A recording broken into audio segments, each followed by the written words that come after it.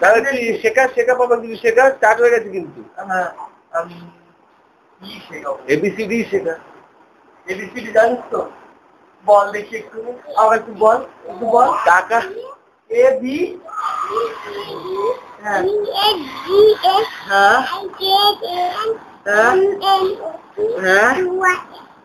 You B Y Z Papan তুই তোর বাবু শোনা দাদাকে জিজ্ঞেস করতো দাদার বাড়ির নাম অ্যাড্রেস বল জিজ্ঞেস করতো আমার অ্যাড্রেস তাকিয়ে ওর দিকে থাকে 151 by A Rajpara road Thakurpukur Kolkata 63। এবার তোমার নাম তোরটা বল না তোর অ্যাড্রেসটা বল বাবু শোনা অ্যাড্রেস বলে দাও এদিকে তাকিয়ে বল পাপান আমার নাম হচ্ছে অভিক চক্রবর্তী এদিকে তাকিয়ে বল আমার ফোন নাম্বার 9231616006 তোর নাম আর ফোন নাম্বার বল 24970890 নাম আমি বরিশাল হাই স্কুলে পড়ি আমি ক্লাস 9 এ পড়ি তোর কোন ক্লাসে পড়িস আর কোন স্কুলে পড়িস বলে কোন ক্লাস স্টেট 1 আর কি আমার বাড়িতে আমার মা বাবা আমার জেঠু সবাই থাকে তোর বাড়ি থেকে কে থাকে বল তোর মা বাবা দাদু আম্মা আর দাদু আর বাঙ্কা থাকে তাই তো বললি না কেন আচ্ছা পাপান তুমি একটা কবিতা আবৃত্তি করে শোনাও এই যে কেন শিখি আমার কবিতা কবে উঠে গেছে সব তুমি এর মধ্যে এখনো কবিতা পড়ো না এখন না আমাদের এখন কবিতা সেরকম ভালো কবিতা নেই তোমার মাধ্যমিকের পর তোমার কি করা হচ্ছে অভিক বাবু আমরা সায়েন্স নিয়ে পড়বো হাই সেকেন্ডারিতে সায়েন্স নিয়ে পড়ার পর কি করার ইচ্ছা আছে পলিটেকনিক জয়েন্ট দেবো যেটাতে ভালো র্যাঙ্ক হবে সেটাতে যাবো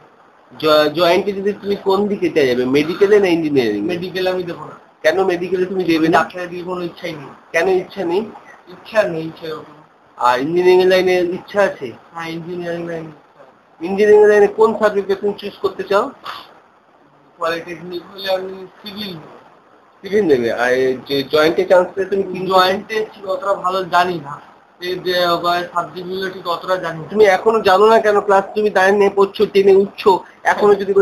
জানি না বললে তো হবে না ভাই তোমাকে চেষ্টা করতে হবে জানতে হবে বুঝতে হবে সেরকম কোনো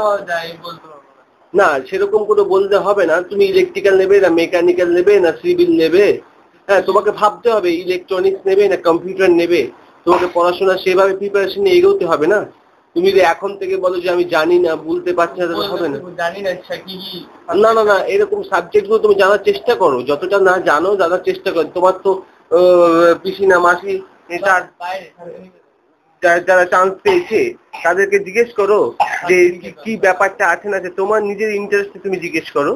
তুমি বোঝার চেষ্টা করো তুমি যাতে তুমি ফিউচারে ভালো কিছু প্রোগ্রেস করতে পারো মাধ্যমিকে তুমি কিরকম ফল আশা করছো আশা তো সবাই ভালোই করে হ্যাঁ চেষ্টা করবো মানে কত পার্সেন্টেজ তুমি আশা করছো তুমি অঙ্কে এইবারে ধরো এইবার যে তুমি 9 পরীক্ষাটা দিলে তুমি মোটামুটি শতকরা কত নাম্বার পাবে আশা করো হ্যাঁ 72 এর উপরে তো হবে 72 তোমাদের 70 মানে অল সাবজেক্টে 72%, তাই তুমি এটা বলতে চাইছো কেন 75 হবে না তুমি জানো 75 পেলে একটা তোমার বিশেষ একটা হবে বলো 75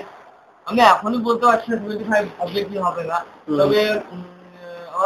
শুধু অ্যানুয়াল হলে হয়তো 25 হবে কিন্তু আমাদের শুধু অ্যানুয়াল এখন নেই আপনার পরীক্ষাগুলো একসাথে যোগ হচ্ছে আচ্ছা সেইগুলো মিলিয়ে কম বেশি হচ্ছে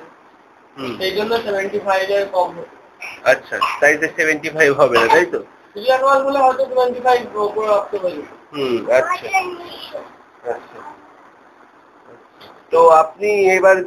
75 হবে না আশা করছো অঙ্কে কিরকম আশা করছো তোমার জীবনের উদ্দেশ্য কি হবে তুমি ধরো বড় হলে চাকরি পেলে তারপরে তোমার অ্যাচিভমেন্ট কি হবে তোমার কি করতে চাও তুমি এরপরে পড়াশোনা চালিয়ে চাকরি বাকরি পেলে এরপরে হ্যাঁ তোমার জীবনে বিশেষ কিছু ঘটনা ঘটেছে যেটা তোমার জীবনে দাগ কেটেছে যেটা তোমার মনে কেন হয়নি মানে এখন সময় আসে। আচ্ছা আচ্ছা আচ্ছা। সময় আসেনি কেন? তোমার তো অনেক কিছু হচ্ছে, তুমি অনেক জায়গায় ঘুরতে গেছো, দার্জিলিং গেছো, জল পড়ে গেছে, বদমাই ছেড়ে জল ভরে দিয়েছে। ঠিক আছে, তা তুমি দার্জিলিং গেছো তো কোথায়, তো দার্জিলিং গেছো, পুরী গেছো, সব গেছো তো কোথায়? হ্যাঁ, তো কোথায় তোমার ভালো লেগেছে? আচ্ছা, তাহলে আজকের মতো সমাপ্ত।